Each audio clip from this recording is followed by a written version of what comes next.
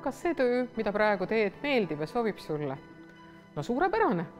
Kas aga see on ka selline töö, mida soovid teha kogu oma ülejäänud elu? Sama tööandja juures, samadel tingimustel, sama sisuga?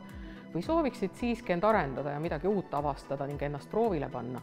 Kui jah, siis see on tore.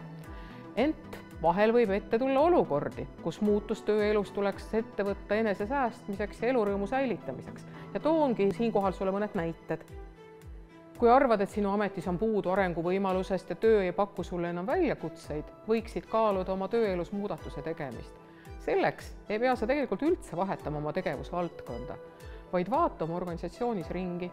Järsku sobivad sinu oskused selles samas valdkonnas teisi ameteid ja töid proovides.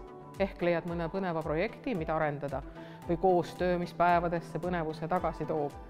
Räägi selleks mõne usaldusväärse inimesega oma organisatsioonist, näiteks personalijuhiga.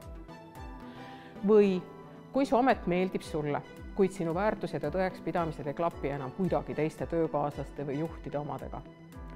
Või tunned, et tööõhkkond on läinud liiga rusuvaks ja suhted pingeliseks. Ära pane oma vaimset tervist proovile, vaid vaata väljapoole.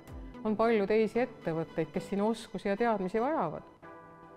Aga järsku oled sa oma tööst lihtsalt tüdinenud, sest ka nii võib olla ja see on ka täiesti loomulik. Sel juhul võiksid sa mõelda täieliku kannapöörde peale oma tööelus. Aivat, see on põnev.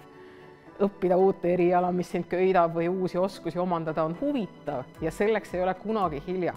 Elukogenum inimene õpib tegelikult palju tõhusamalt, kui sa arvatagi oskad. Tule meie juurde karjäärinõustamisele.